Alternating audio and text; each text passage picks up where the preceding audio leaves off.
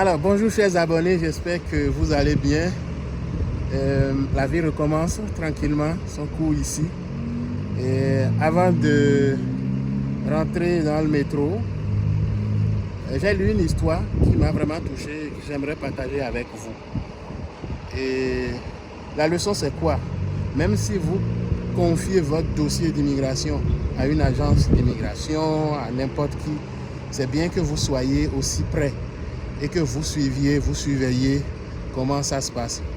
Et quoi qu'on dise, vous êtes l'acteur principal, vous restez toujours l'acteur principal. Qu'est-ce qui est arrivé à ce jeune Marocain qui est venu au milieu de la pandémie comme travailleur temporaire étranger? Lui, c'est un soudeur tôlier. Ce soudeur est venu ici comme travailleur temporaire en 2020. Voilà. Et son dossier avait été confié à une agence d'immigration. Il est venu avec un permis de travail temporaire, permis fermé. Et il a exécuté son premier contrat, tout s'est très bien passé. Il a beaucoup aimé. Donc le moment est venu de renouveler le contrat parce que l'entreprise a toujours des problèmes de main-d'œuvre. Et c'est là qu'il apprend qu'il ne pouvait pas renouveler son contrat. Pourquoi? Simplement parce que son certificat de sélection, certificat d'acceptation du Québec n'avait pas été renouvelé. En réalité, c'est l'entreprise c'est l'agence d'immigration qui s'occupait complètement de son dossier. Donc, c'est l'agence d'immigration qui devait s'occuper du renouvellement de son certificat d'acceptation du Québec et tout. Mais ça n'a pas été fait. Donc, il ne pouvait pas renouveler son contrat. Il ne pouvait pas travailler non plus. Tout ce qu'il a lieu de faire, c'est de sortir.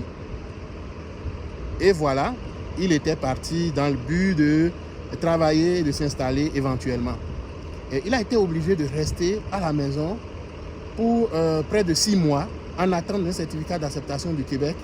Et pendant ce temps, comment il pouvait vivre? Toute l'économie qu'il a faite pendant la première partie de son contrat, il a tout dépensé. Il était obligé de squatter même des amis, d'aller vivre proche des personnes de bonne volonté, parce qu'il n'avait plus de l'argent pour se payer un logement. Il n'avait même plus de l'argent pour se nourrir, donc il a été obligé de recourir aux banques alimentaires. Les banques alimentaires, c'est le dernier recours quand vous n'avez pas la possibilité de vous trouver quelque chose à manger. Il y a des banques alimentaires ici auxquelles on peut faire recours. Écoutez, il n'est pas venu ici pour aller à la banque alimentaire. Non, il est venu pour travailler, économiser, avoir de l'argent et réaliser ici ou dans son pays. Donc c'est ça.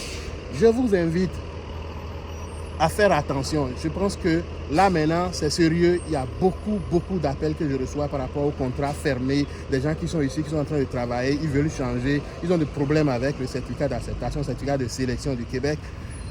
Et vous êtes l'acteur principal de votre dossier, vous êtes l'acteur principal de votre carrière professionnelle. Donc suivez, ce n'est pas parce que vous confiez votre dossier à une agence d'immigration, à un consultant, à n'importe qui, que vous restez et vous fermez les yeux et puis vous allez croiser les bras et tout sera fait pour vous. Non, attention.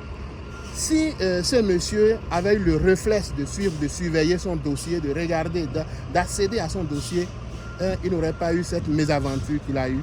Donc c'est ça, faites attention, que ce soit à partir d'ici ou à partir de n'importe quel pays, peu importe à qui vous confiez votre dossier, allez chercher à savoir en temps réel qu'est-ce qui se passe dans votre dossier. Et ça me rappelle cette pensée de Napoléon Bonaparte qui dit « If you want a thing done well, do it yourself. If you want a thing done well, do it yourself. » C'est ça. Une chance, il a pu renouveler son certificat ainsi que son contrat de travail et présentement il est au travail et son rêve est en cours de réalisation. Mais ça a été un moment chaud pour lui. Faites attention à vous. J'espère que cette vidéo vous aura fait du bien. Je vous invite à l'aimer, à la partager. Abonnez-vous à ma chaîne YouTube si vous ne l'avez pas encore fait. Merci et bonne journée.